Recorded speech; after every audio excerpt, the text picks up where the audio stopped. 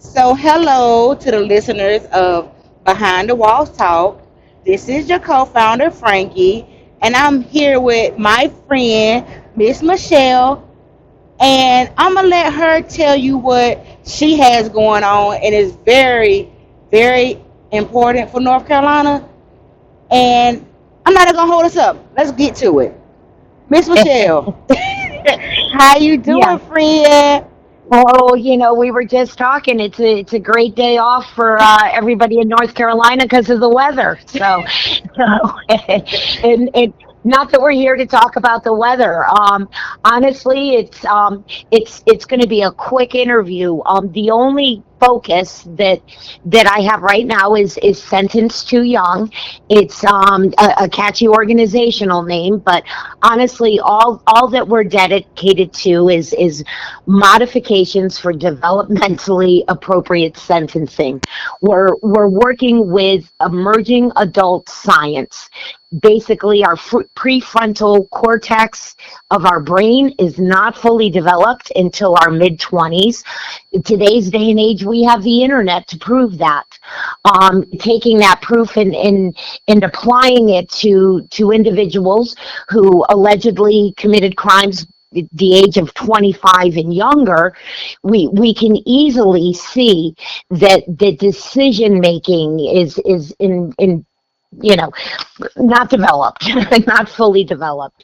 And Sentence Too Young is trying to get sentence relief for defendants who allegedly committed their crimes in youth. We have science to prove it. It's not a get out of jail free card. It is a modification primarily for sentences such as life without parole. There's what I discovered personally. I don't have a dog in this hunt. I'll say it frequently. I met an inmate through a pen pal site that I moderated. I wasn't looking for pen pals. I was actually an admin on it, and he wrote this bill, and I read it, and I said, hey, you know what? I think we can get this on the calendar for you. And these individuals, what I've learned is they go to prison never to be heard of from again. There's no follow up. They're just there. And as Exactly. a human being, I said, this doesn't sound right. This isn't how this system is supposed to work. I don't advocate for any other cause than this bill modification because there's science behind it. There's absolute 100% science that expresses our brains are not fully developed. If somebody allegedly committed a crime at the age of 25 and younger, that we as human beings need to address the fact that there is science available to prove they had diminished capacity, therefore diminished culpability. Mm. And that's it in a nutshell.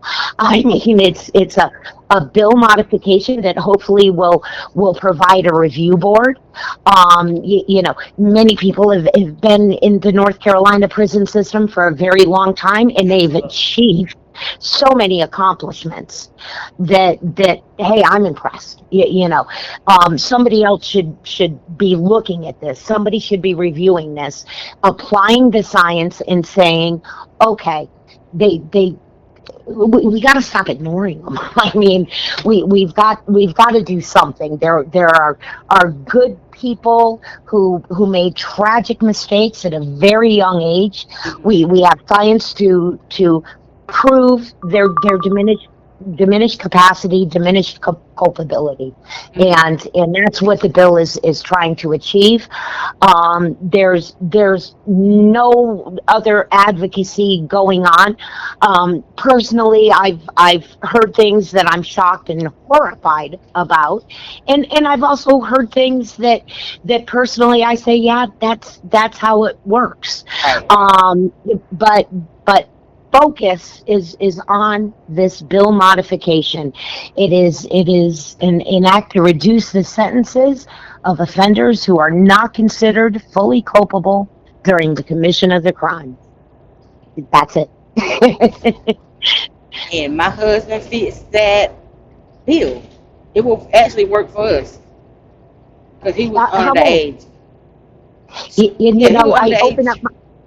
yeah, I open up my DTL all the time and I'm like, welcome. How old were you? Welcome to the S2Y family. You're covered due to your age. I will say that upon further evaluation of cases, there's a whole bunch out there that needs to be addressed.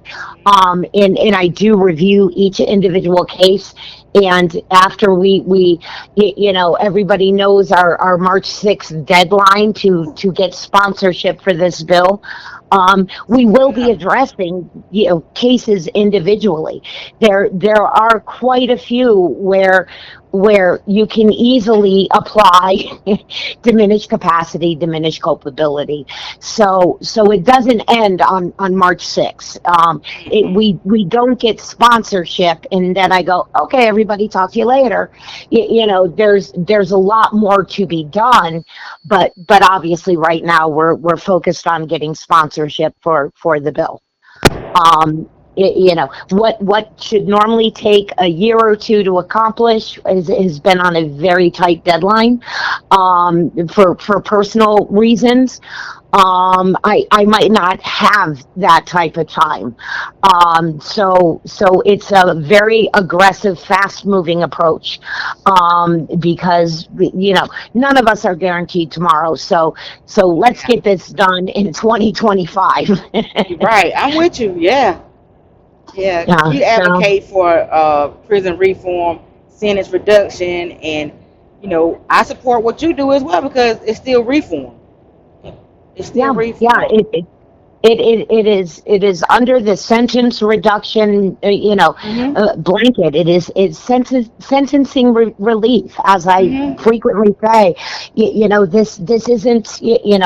This isn't this bill will pass and we open the prison bars. Everybody comes out from to quote you behind the wall. It'll be a process. Yes, it is. This isn't a guarantee that anybody will get sentencing relief. It just sets up the parameters so we can start addressing it. And honestly, as I start to read more and more about prison advocacy, we could easily unburden the prisons of emerging adults. Mhm. Individuals who are emerging adults when they allegedly, committed their crimes. And then it really, then trickles down to staffing shortages. Go ahead Let's now. let's talk about the aging prison population Come on of now. a quarter of the prison population is over the age of 50. You Right. know, and they have longer stays due to mandatory sentencing, Mhm. pharmaceutical costs, nursing costs. It just goes, everything works together. And it is. And if you're going to truly vet the systems and processes, of the prison system, you have to address the aging prison population. You have to, be transparent and accountable. If these emerging adults are just sitting there doing nothing, Nothing. and let's come on, let's free up some space. Reentry programs, of course, would need to be addressed. That's where I say, hey, our work doesn't end. Excuse me with my voice. Our work doesn't end with a bill modification. There's so much more and so much that needs to be addressed, but our sole focus is developmentally appropriate sentencing. That we can't just put people in prison and say, okay, the alleged bad guy is behind bars. No harm, no foul. Well, there's a lot of harm and foul that comes from it, and factually we can, Yeah. you know, And actually have them something live short of up this. to their mission statement of the North Carolina Department of Corrections, Sure. I mean, with and the they talk focus about, on rehabilitation. They really do not sure, focus on rehabilitation and or innovation. reentry support, Mm-mm. reentry support. And Mm-mm. I will tell you just personally, after talking to numerous people who are behind the wall, that many of their focuses upon returning to society is helping the youth, helping the Mm-hmm. young, the next generations, that they could intercede and help. I mean, so we, yeah, you and I, we, and I think we have could talk all day long on the benefits of it. But right now it's a race. It's a race to get the bill sponsored.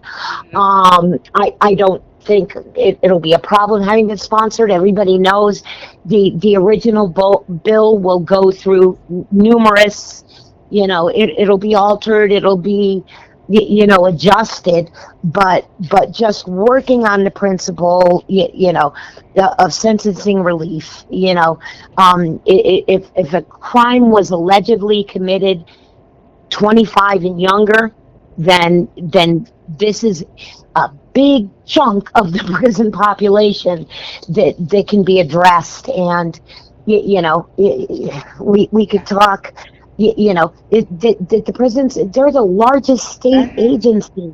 They have the most statewide staff. I mean, there's so many other trickle down things that are impacted by this bill, that again we could talk for hours, Yeah. but And we will. You look, and we will. and we have, You know how we do. So we gotta say, how can they help? How will people be able to help with drawing and attention or any way that you need help? How is would? there a polite way to say leave me alone till March 6th? No. um, moving forward, we have a lot of volunteers who are laying in wait. Again, our focus is till March 6th. After March 6th, we are going to be reviewing individual cases. If people have family members, if they have friends that are involved with the North Carolina prison system, held at that hotel, so to speak. Reach out to Sentence Too Young. We have a website. It's sentencetoyoung.life. There's also .org that will redirect. Check out the website. Read our blogs.